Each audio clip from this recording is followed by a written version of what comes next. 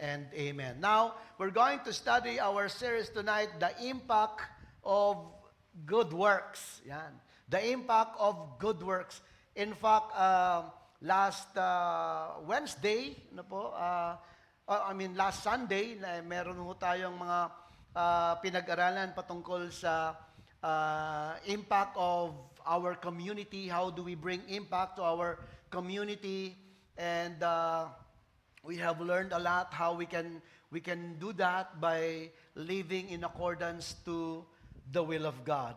Now, these good works that we're going to study is not just about the good things that we do as an act of kindness, but we're going to look at the profound spiritual reality of how our actions as believers of Christ reflect His light through us, His good works through us. It says in Matthew chapter 5, verse 16, in the same way, let your light shine before men, that they may see your good deeds and praise your Father in heaven. And good deeds are the good things that we have received from the Lord, because no one is good except God, the Bible says. No? Our own goodness have all limitations. Sabi ni Lord, no one is good. When He talked to the rich young ruler, sabi niya sa rich young ruler, good teacher, sabi ng rich young ruler, what must I do to enter the kingdom of heaven? Sabi ng Panginoon sa kanya, why do you call me good? Only God is good. No? Ang Diyos lang ang mabuti. Kaya hindi tayo nagiging mabuti sa sarili nating kakayanan. We can only become good when we have Jesus in our hearts. And we can only shine, magliliwanag lang tayo, we can only reflect what we have received from God. Because man is intrinsically or basically wicked, but with God, we become His light that shines into the world. Because Jesus said, whoever follows me will never walk in darkness. So whoever follows Jesus will continually shine. Now let us examine what the Scripture teaches about good works. What are their purposes? What are their power, their proper place in the life of a believer? And how we will bring impact through our relationship with God, with fellow men, and with the world. Okay, let us all stand and let us read our one verse text in Ephesians chapter 2, verse 10. Basahin po natin. For we are God's workmanship, created in Christ Jesus to do good works, which God prepared in advance for us to do. Let's read it in New King James Version. For we are His workmanship, created in Christ Jesus for good works, which God prepared beforehand, that we should walk in them. Father, we pray for your Holy Spirit to speak to us tonight, Lord, through your word. Let your Spirit be the one to illuminate your words, Lord God, and give us understanding and revelations, Lord God, that comes from you. In Jesus' name we pray. Amen. Amen. So, before we can truly appreciate the impact of good works, we must first understand what they are from biblical perspective. The term goods appears throughout Scripture that what exactly this word mean is. No? So number one, understanding biblical foundation of good works. Ano ho ba ang ibig sabihin ng good works? Sapagkat tayo daw ay hindi naliligtas sa mabubuting gawa. Tama ba yan?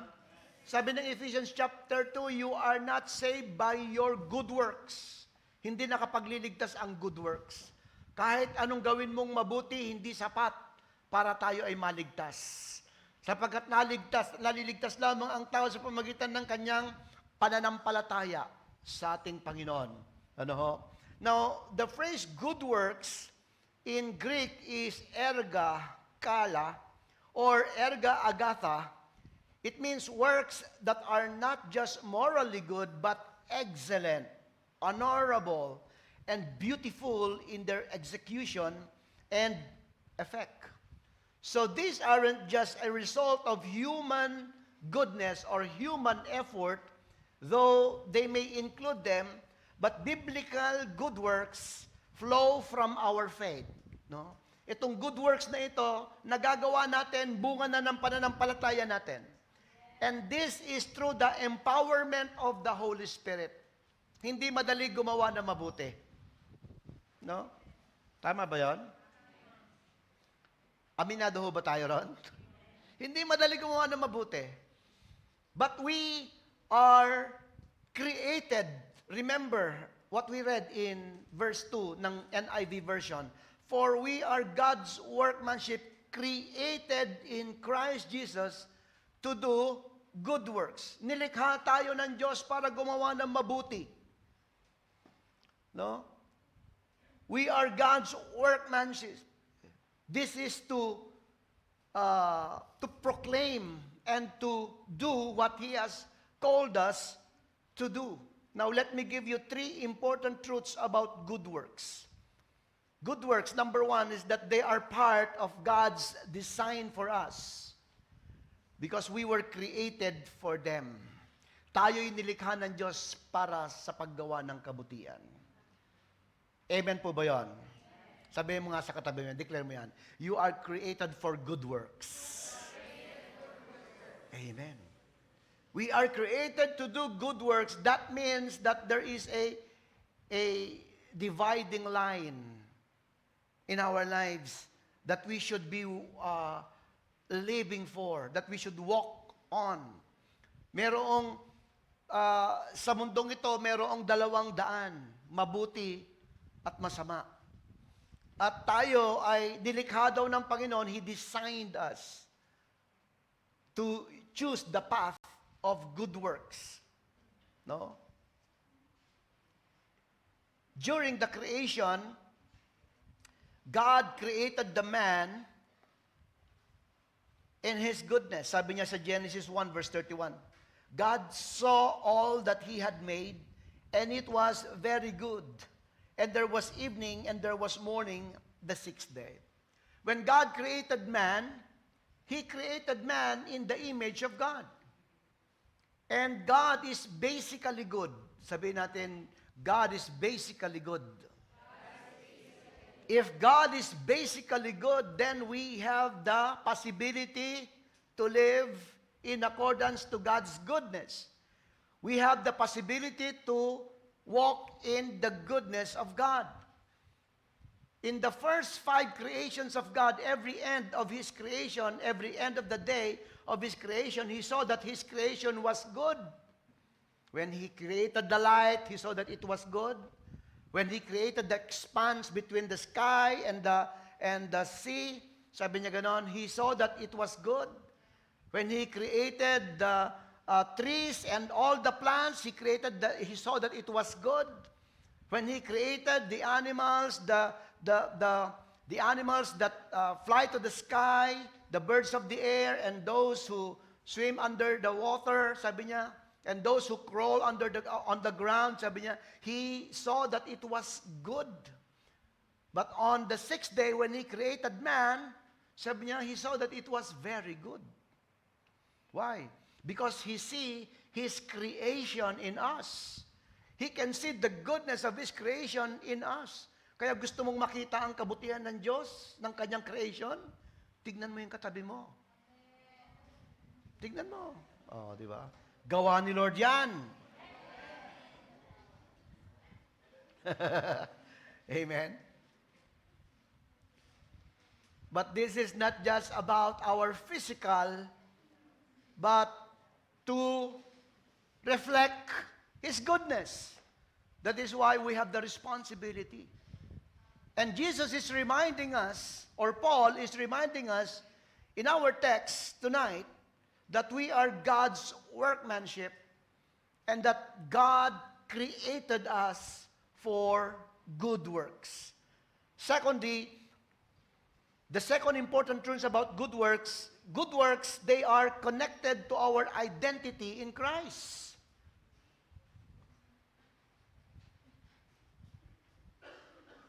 They are, tignan mo, nagsasaya yung ilaw. Diba? goodness or good works are connected to our identity in Christ. So when we say we are Christians, we are being thought of to be doing good. Pag alam nila Christian ka, isipin nila mabuti ka. May takot ka sa Diyos. Mayroon kang conviction. Di ho ba? Yung mga employer, sometimes when they know that you are God-fearing, they acknowledge that. At nagbibigay yan ng distinction sa kanilang pagpili, sa kanilang magiging mga employee. Now, in Titus chapter 2, verse 14, sabi ni Titus, he gives his life to free us from every kind of sin, to cleanse us, and to make us his very own people, totally committed to doing good deeds. Create tayo ng Panginoon. Totally committed to doing good deeds. Now, notice the description is not just willing, but he is eager for us to do good works. Good works should be our natural, natural to us. It should be our natural response to everything that we encounter. Merong goodness na lalabas sa atin pong mga pamumuhay. Kaya sinabi ni Lord doon sa Matthew 5:16 again, sabi niya, in the same way, sabi niya, in the same way, gayon din naman, let your light shine before men. Jesus Christ is the light of the world. In the same way, we too should be sharing our lights into the world. That is our good works, so that people will glorify God in heaven. Thirdly, they are prepared beforehand by God. Noon pa mang una, inihanda na ng Diyos na tayo ay gumawa ng mabuti. Kaya ka na born again. Kasi kung hindi natin nakikilala si Lord at hindi tayo ngayon narito sa Panginoon, we will never understand that we should be living with good deeds.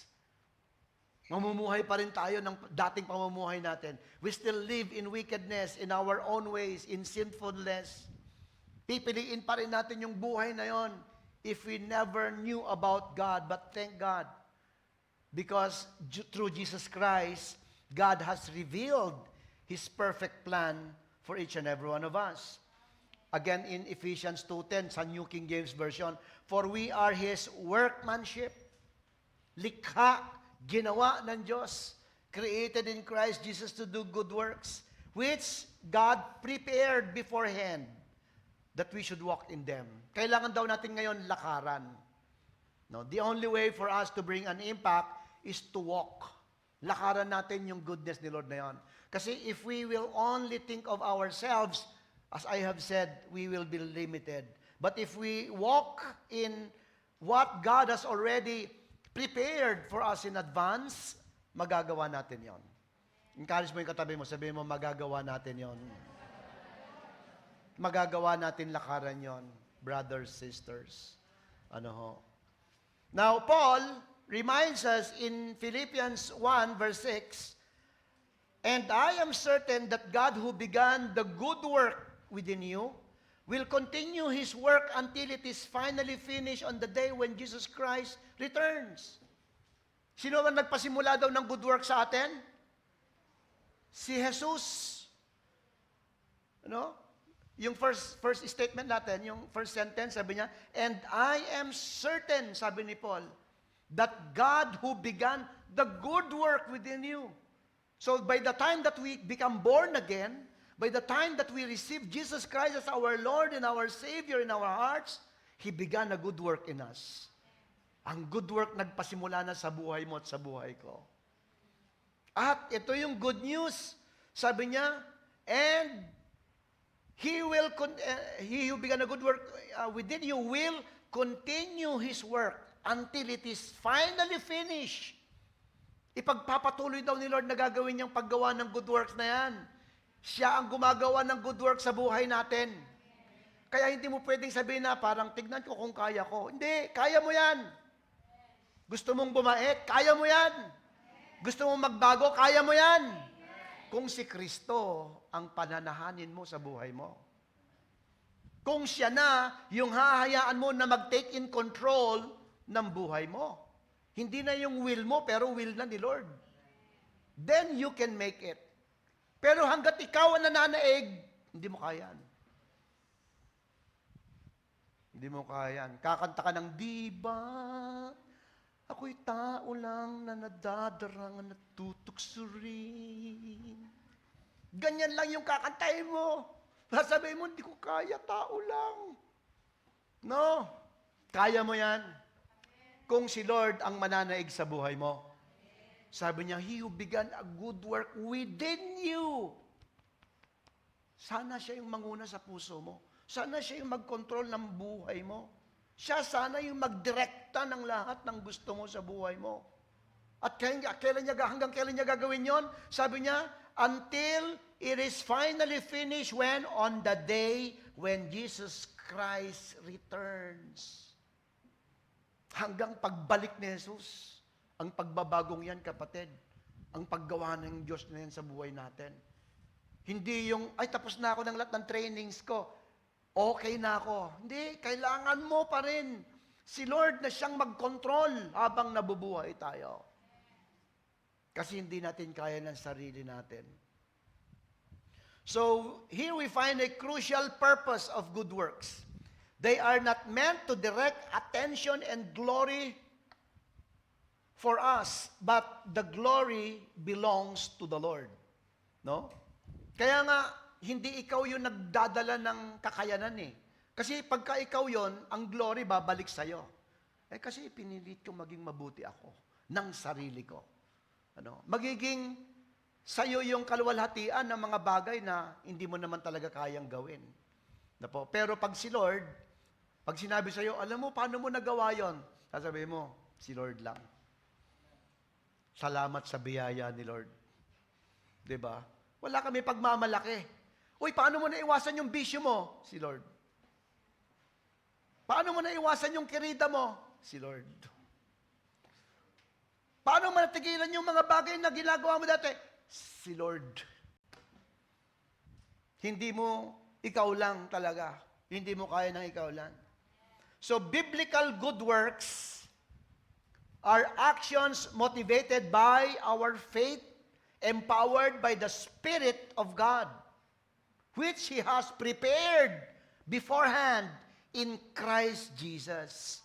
Ginawa niya na noon pang una sa pamamagitan ni Kristo Jesus. At salamat sa Diyos, ipinaunawa niya sa atin ang revelation na ito. Can you say amen? Amen. Pangalawa, what is the purpose of good works in God's kingdom?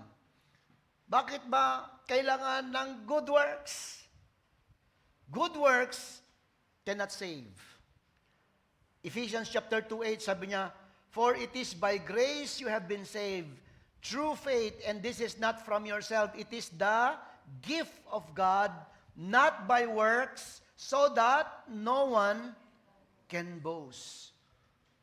So yung good works, hindi po yun ginagawa para tayo ay maligtas.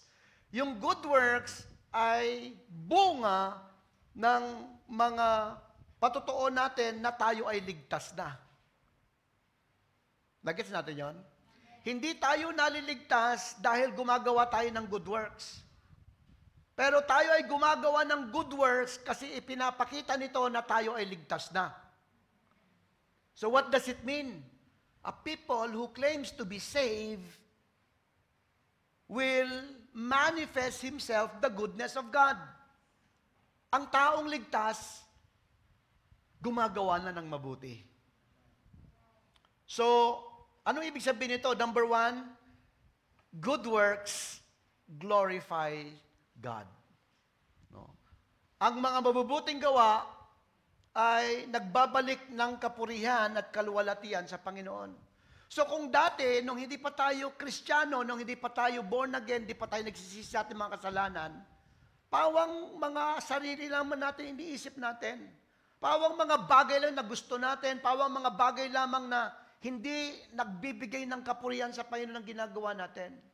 But when we surrendered our lives, when we begin to submit our life to the Lord, then God is glorified. At paano nag-glorify si Lord? Through our good works. Hindi nyo ba napansin po yon? Na ang kabutihan na ating mga ginagawa, nare-recognize na lamang natin when we become born again. Sabi nung isang kapatid dati, uy, alam mo, Pastor, natutuwa ako ngayon, hindi na ako nagmumura. No, proud siya na, na-realize niya na hindi na raw siya nagmumura. Sabi ko, praise God. Praise God that you come to realize that there's something change in you. May pagbabago. At ba't niya nasabi yon? Kasi naranasan niya kapangyarihan ng Diyos. Alam mo, Pastor, mula naging Christian ako, natuto na ako magpatawad. Ipinapagpa sa Diyos ko na lang. Praise God! Kasi you have come to know that forgiveness is only an act of your faith to our Lord Jesus Christ. You do it because you want to glorify God. Hindi mo dapat patawarin yung tao kasi masakit yung ginawa niya sa'yo eh. Di ba? Kagaya ni sabi, Sister, patawarin mo, hindi ko mapatawad, Pastor. It hurts. Sabi niya. It hurts daw eh. Hindi muna sa ngayon. Sabi niya, hindi muna siguro ngayon, Pastor. It hurts. Pero yung isa naman, pinatawad ko na siya. Sabi niya, alang-alang kay Lord. So that's what it means to do good works, and that good works that you do glorifies God. Nagbabalik ng kapurisan. Ginawa mo lamang yung bagay na yon dahil sa iyong pananampalataya kay Kristo at dahil doon nag-glorify ang Panginoon. Lahat ng mga pagbabago na nagagawa sa buhay natin na nare-recognize ng mga tao, magpupuri sila sa Panginoon. Magpapasalamat sila sa Panginoon dahil sa mga pagbabagong yan. Our actions become the picture through which others will have a glance of God's goodness and character. Diba? Kaya talagang makikita at makikita nila si Kristo kapag ka mayroong pagbabago sa buhay natin. The early church described in Acts chapter 2 verse 44, no? How they glorify God. Sabi niya doon sa verse 44, and all the believers meet together in one place and shared everything they had. No, that is good work. Ibinabahagi nila anumang mayroon sila. Can you say amen? Sabi niya, they sold their property and possessions and shared the money with those in need. That's good work. No, ibinabahagi na nila yung mga bagay na sa kanila dapat 'yon. Verse 46, sabi niya, they worship together the temple each day, met in homes for the Lord's Supper, and shared their meals with great joy and generosity. That is good work. All the while, praising God and enjoying the goodwill of all the people, and each day, the Lord added to their fellowship those who were being saved. Merong kakaibang nangyayari sa iglesia na binago ni Kristo. They do this to glorify God. When they see needs, the need of others, they help them. No, hindi lamang sila nagtuturo kasama yung kanilang kamay. Kasama yung kanilang mga bulsa, yung kanilang mga resources para maipakita ang tunay na pag-ibig ni Kristo. Their generosity in community weren't just social necessities, but they were powerful testimonies that brought glory to God. And so, other people was drawn to them. Kaya maraming mga sumasama sa kanila kasi nakita nila how these people have changed. And these are the impact of their good works. Kaya yun pong mga ginagawa natin also draws men to Him. Amen po ba yan? Last Sunday, di ba, nag-report tayo ng finances natin sa biyaya ni Lord, nasusustain tayo. Sa kabila nung mga bagay na yon, nung tinitignan ko, nag-support tayo ng mission, no? Nag-support tayo sa Antique, Nag-support tayo sa Cubao, nag-support tayo sa GMA, di ba? Kung tinitignan ko yung mga support natin na mga yon, nagko-collect na tayo, di ba? Bakit pa natin ibibigay sa kanila? Kailangan natin yun eh. Di ba? Dapat yung mga finances na yun, dito na lang yun. Huwag natin ibigay sa iba. But no, we do it. Why? Because that is good works. And these people glorify God. Nagpapasalamat sila sa ating mga pananampalataya. Thank you, Lord. Pinagpe-pray nila tayo. Thank you, Lord, for the example of these believers in Macau. Amen ho ba yun? And God is glorified. They are exhorted, pero they never know yung talagang pinagdadaanan natin. Di ba? Matindi yung pinagdadaanan natin. But God is glorified. Nag-glorify pa rin si Lord. Amen o yan? So, doing good is not just in times of good things, even in our difficult moments, difficult situation, we can do good and share, and God is glorified. Secondly, good works serve as evidence of genuine faith. No, nagpapakita ng totoong pananampalataya natin. And James challenges us to show our faith by doing good deeds. Tignan mo, James 2 verse 18. Sabi niya, now someone may argue, some people have faith, others have good deeds. But I say, how can you show me your faith if you don't have good deeds? I will show you my faith by my good deeds. Faith can only be seen in doing good deeds. No matter how much you claim you have a great faith, if they don't see it in your good deeds, it doesn't come that way. Kasi ang totoo lamang na nagpapakita daw ng pananampalataya ay yung mga mabubuti nating ginagawa. And everybody said, and again, we're not doing it to be saved. It is only the result that we are saved. Resulta na lang yung paggawa mo na mabuti ng iyong kaligtasan. Nagpapakita na ligtas ka na. Kaya ka nakakagawa niyan. Hallelujah. Amen ho ba yun? Sabi nga, sa continuation yun sabi niya, do you believe that the demons have faith? Yes, sabi niya ganon. They even shudder. Yung nga daw demonyo, naniniwala rin sa Diyos, pero ang kaibahan lang, wala silang gawa. Nanginginig pa nga daw sila pag naririnig nila ang Diyos Pero ang kaibahan lang ng pananampalataya natin sa kanila, wala silang gawa. Kaya ang pananampalataya ng Kristiyano, may gawa. May good works. Sabi pa ni John, sa John, 1 John chapter 3 verse 17, if anyone has material possessions and sees his brothers in need, but has no pity on him, how can the love of God be in him? Dear children, let us not love with words or tongue, but with actions and in truth. So, ibig sabihin po, kung sinasabi natin, may faith ako, may pananalig ako sa Diyos, let us show them in our actions. It is by action, by our action, that shows how deep our relationship with God is because of our faith in Him. Thirdly, good works prepares us for eternity. 1 Timothy 6:18, sabi ni Paul, tell them to use their money to do good. They should be rich in good works and generous to those in need, always being ready to share with others. Amen? By doing this, they will be storing up their treasures as a good foundation for the future so that they may experience true life, the life that is truly life. Sabi niya sa NIV.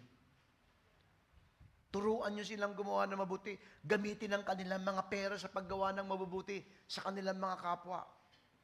Huwag lang magwaldas ng pera ng walang katuturan. Use them for God's glory. To be rich in good works and generous in those who are in need.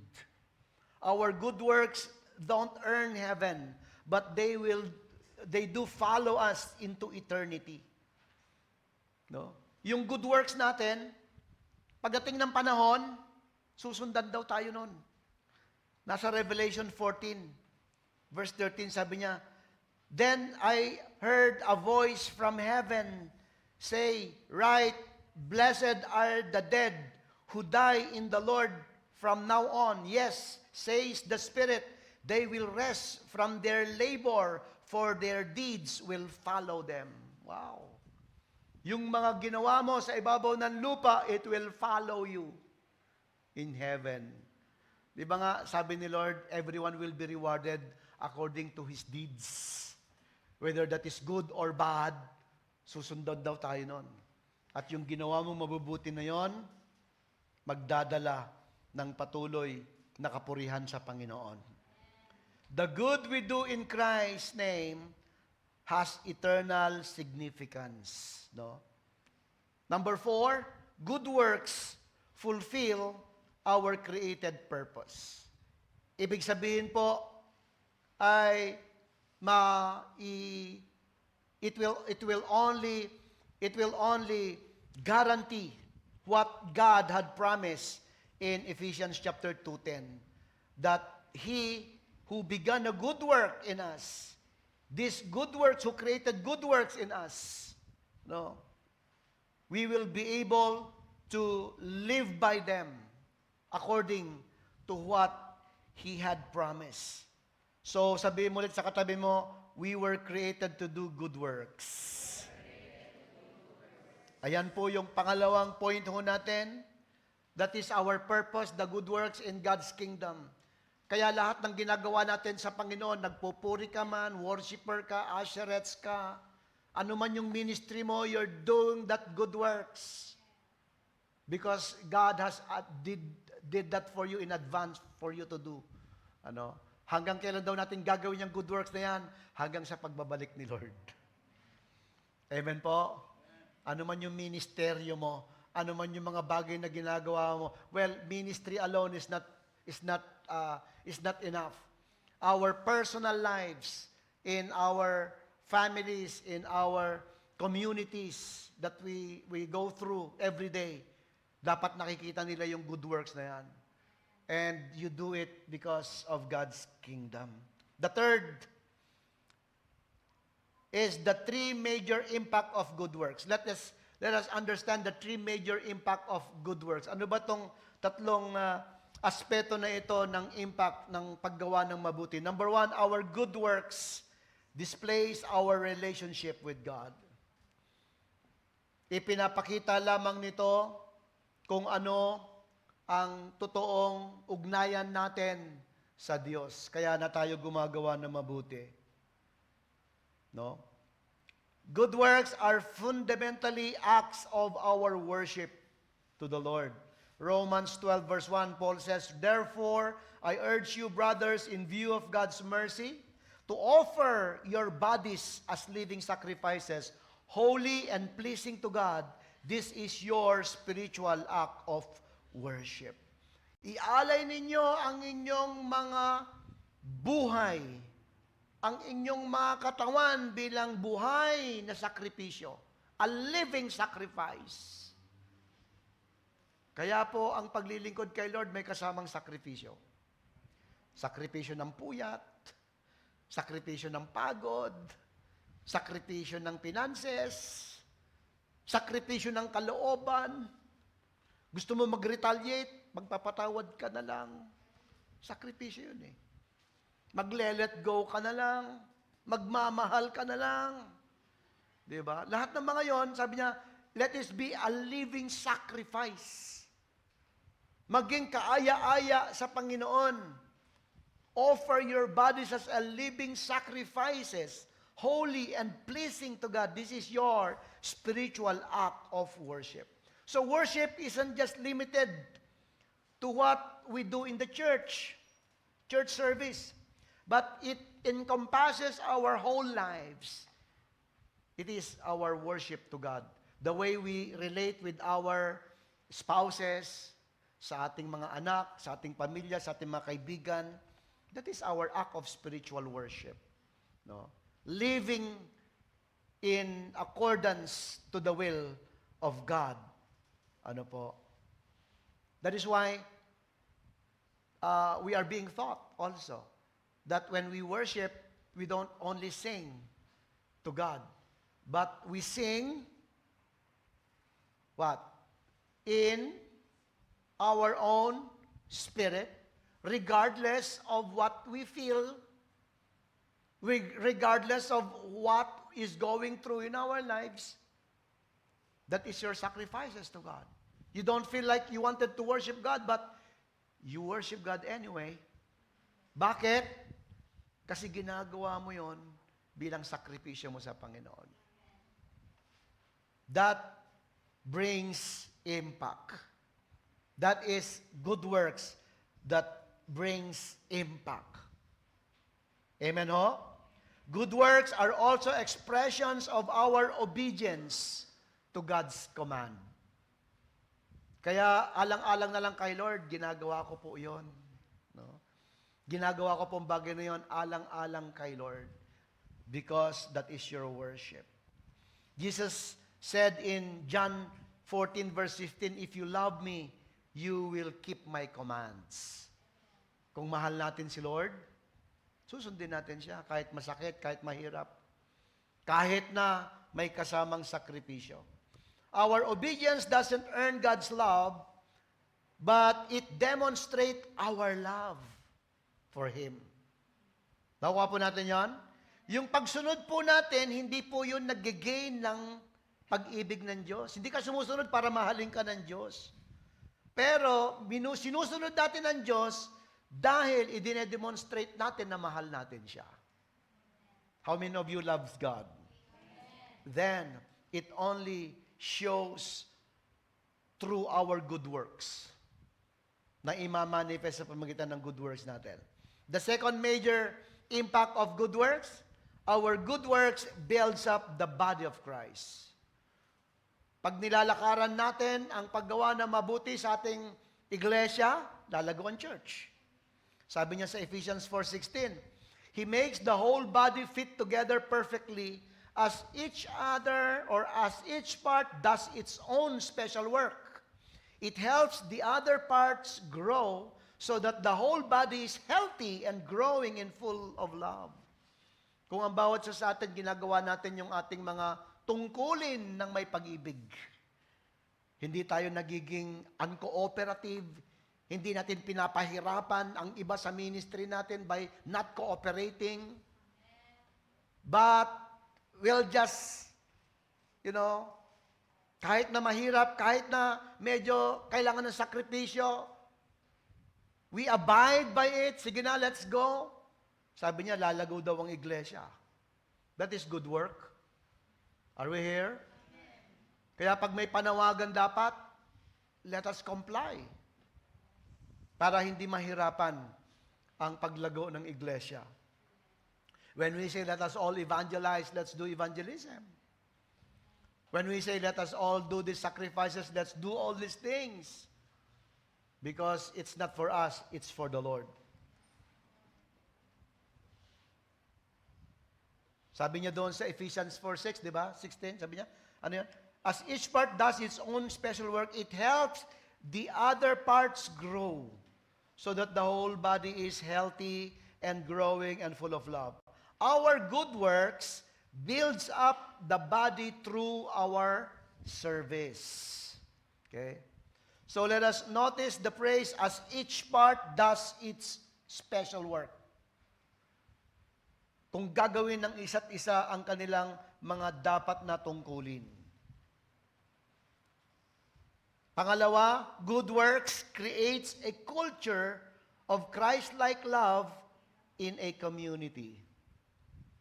Kapag ka po ginagawa natin ang lahat ng bagay ng may pag-ibig, magkikreate po tayo ng community of love, community of Christ-likeness. Doon makikilala na tayo totoong disipulo.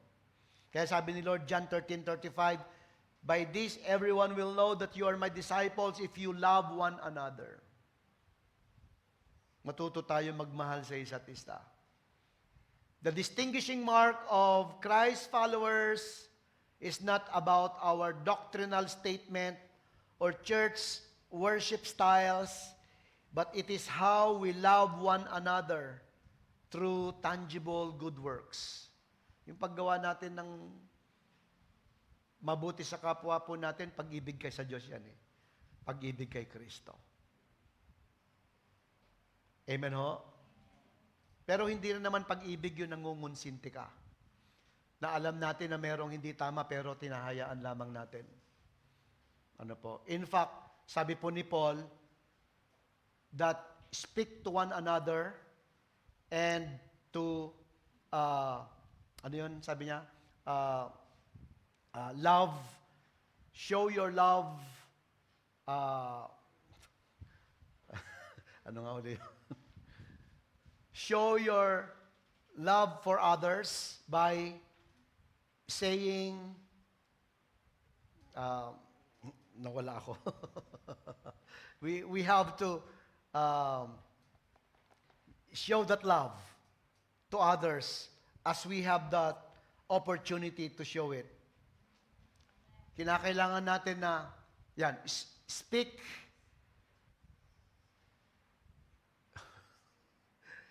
love, speak the truth in love. Yun. We have to learn to speak the truth in love. Alam niyo po ba yung ibig sabihin nun? Speak the truth in love. You don't just compromise your faith. When you see something is wrong, you speak the truth in love. You know, I tell this to you because I love you with the love of the Lord. Kaya ako sinasabi sa iyo to kasi mahal kita sa Panginoon. Nakukuha po natin? We have to learn to speak the truth in love.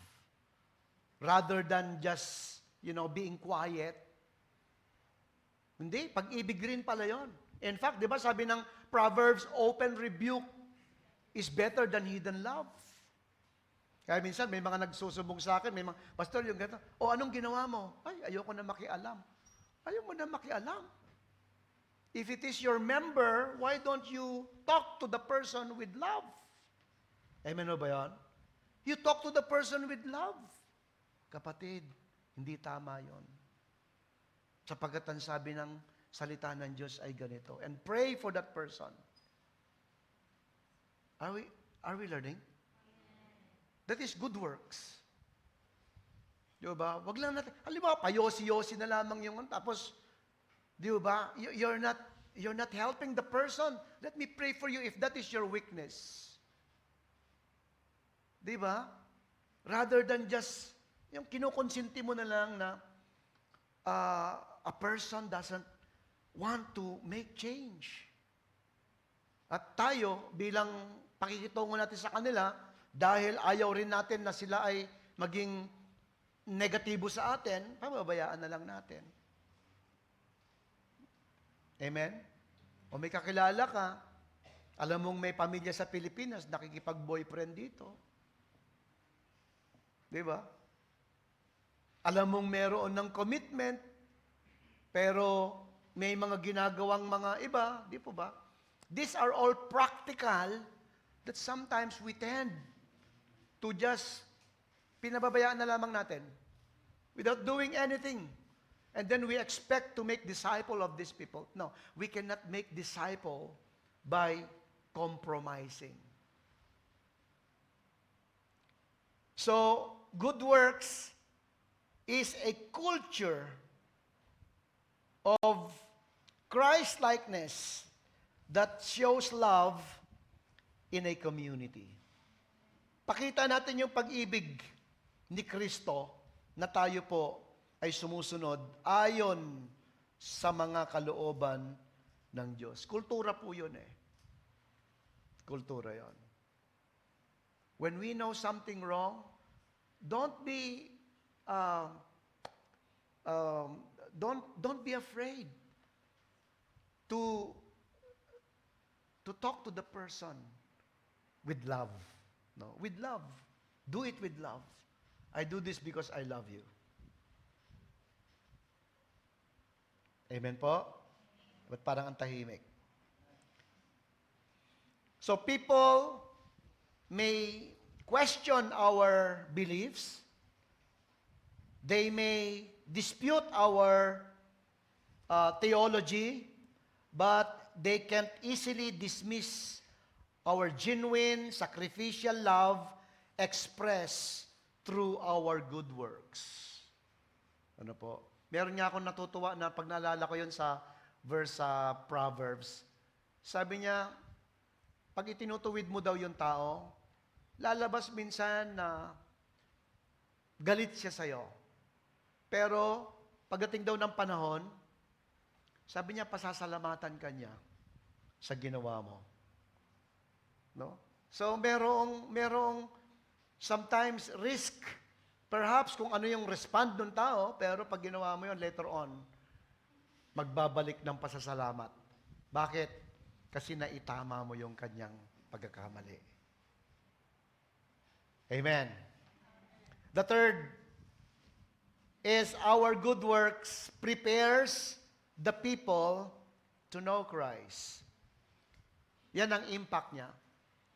Yung paggawa natin ng mabuti ay naihahanda ang mga tao para lalo nilang makilala si Kristo. So before most people are open to hearing the gospel, sometimes they need to see the effect in us. Tama ba yan? Kaya minsan, alam mo, ikaw pa lang yung bagong Christian. Sino sa inyo yung ganon? Ikaw lang yung Christian sa family ninyo. Diba? Minsan hindi pa sila susunod sa'yo.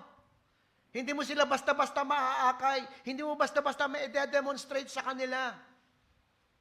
It may take some time, but there is a need of consistency. Ano ho? At kapag ka naging consistent po tayo doon sa ating nilalakaran na yon, later on, they will have a basis for what we are telling them.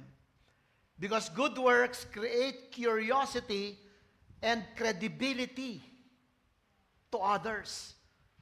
Sasabihin nila, laki ng pagbabago ng taong yun ah.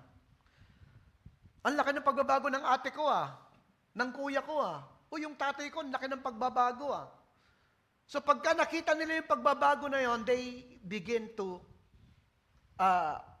become curious, and then later on, it opens for them the way to see what you are telling them.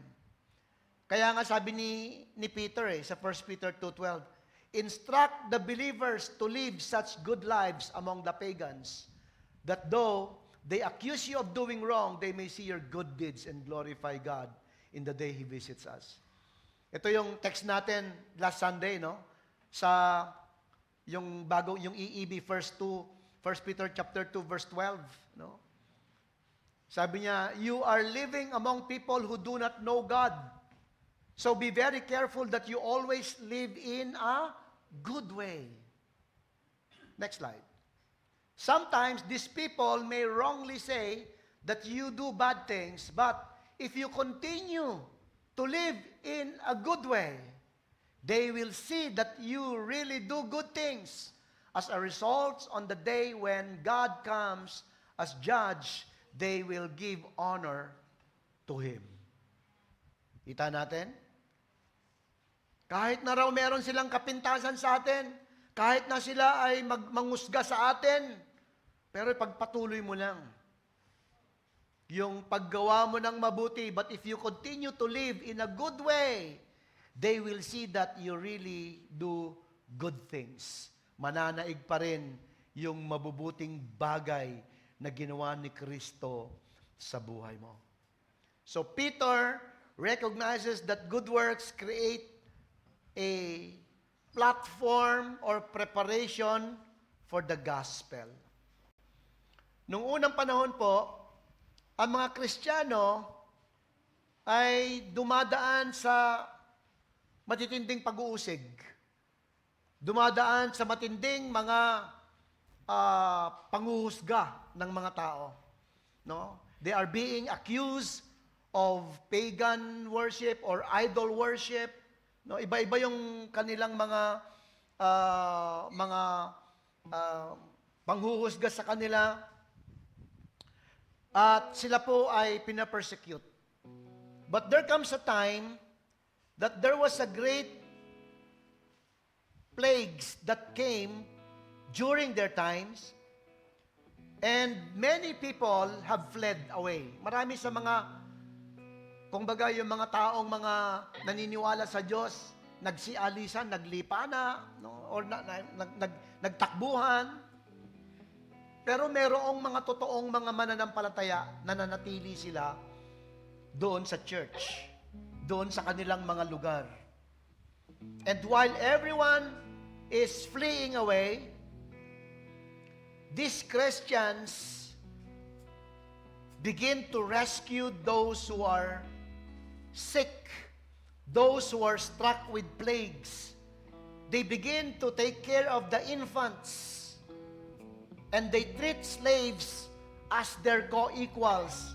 They show a remarkable generosity to strangers. No?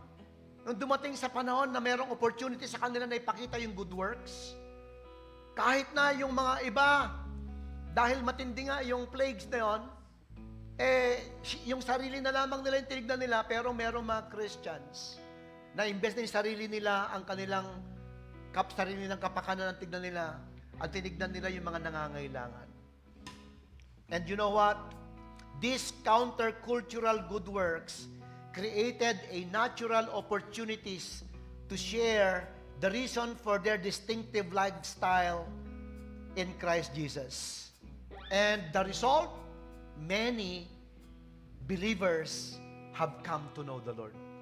Mas madami pang kumilala sa Panginoon because of their good works. Our good works don't replace our verbal witnesses, but they can become barriers to prevent people from hearing the gospel message. So good works aren't just special projects of the church or programs. They are woven into a fabric of everyday life. Kaya sabi po ni Paul sa Colossians 3:17, and whatever you do, whether in word or in deeds, do it all in the name of our Lord Jesus Christ, giving thanks to God the Father through Him. Ano man daw ang gagawin po natin bilang mga Kristiyano, kumakain man tayo, umiinom, namamasyal, nagsha-shopping, tayo man ay nasa palengke, sabi niya, do it all for the glory of God. Gawin daw natin sa pangalan ng Panginoon. Every aspect of our lives should become an opportunity for good works that brings honor to God. Our good works are heavenly investments with eternal returns. Every act of service done in Christ's name will bring us into eternity. Mga kapatid, as a fellow believers in Christ, the impact of good works is profound and powerful. We have seen that good works don't just save us, but there are an essential expressions of our genuine salvation. Hindi tayo gumagawa ng mabuti para maligtas. Tayo po'y gumagawa ng mabuti upang ipakita na tayo ay ligtas. Amen po? The impact of good works not performed in human strength, but flowing it from our indwelling presence of Christ in us. We accomplish more than we could ever ask or imagine for the glory of God. Mas marami daw po tayong magagawa na good works kapag ginagawa lamang natin ang mga bagay na ito alang-alang sa ating Panginoong Jesucristo. Did we learn something tonight? Let us pray. Lord, thank you for the privilege of participating in your redemptive work through Christ Jesus.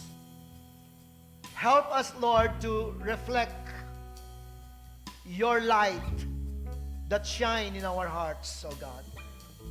Help us, Lord, to serve not our own self, but to serve others. Not to seek praise for ourselves, but to bring glory unto your name, O Lord.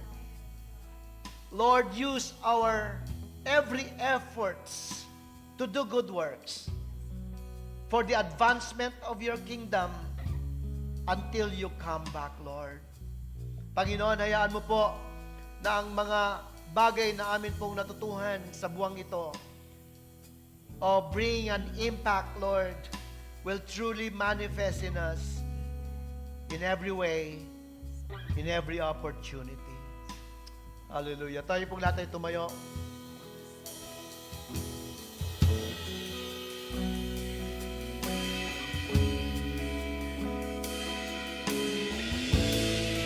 This alabaster jar is all I have of worth. Thank you, Jesus. I break it at your feet, Lord. It's less than you deserve.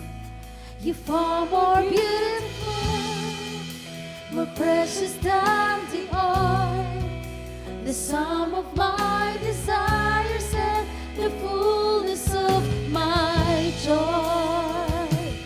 Like you spilled your blood, I spill my heart as an offering to my King. Here I am. Yes, Lord. Take me As an offering.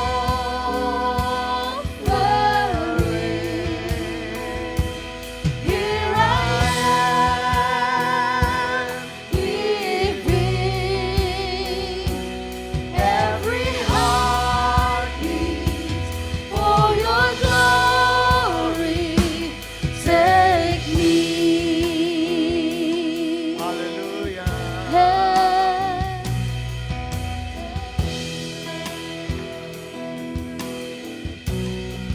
This time that I have left is all I have of worth. I lay it at your feet, Lord. It's less than you deserve. And though I've little strength, and though my days are few, you gave your life for me, so I will live my life for you. Like you spilled your blood, I spill my heart as an offering to my King. Here I am, take me Let it be a prayer. as an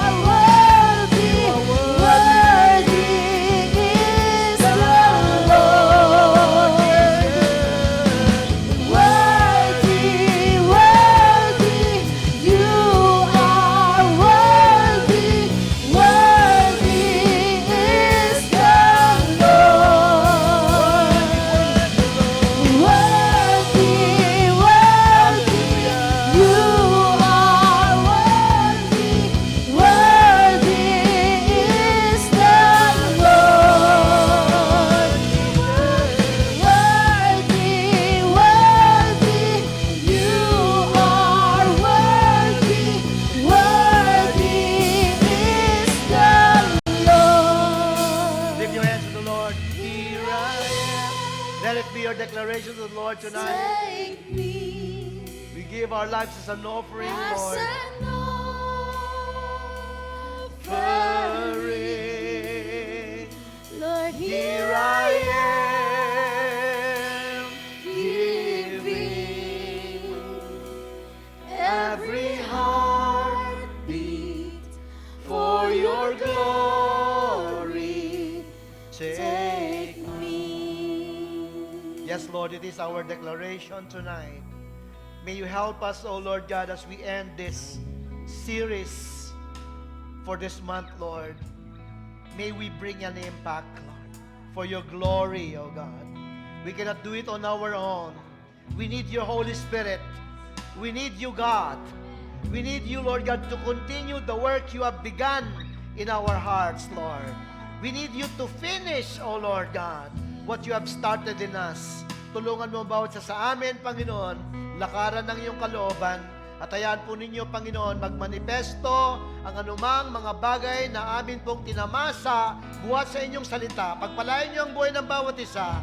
As we go home tonight, Lord God, may your Spirit, Lord God, enable, empower, O Lord God, and continually, Lord God, guide us and teach us, Lord, in everything that we do for the glory of your name, Father. In Jesus' name we pray. Amen and amen. Praise the Lord. God bless you all. Greet one another with the love of the Lord.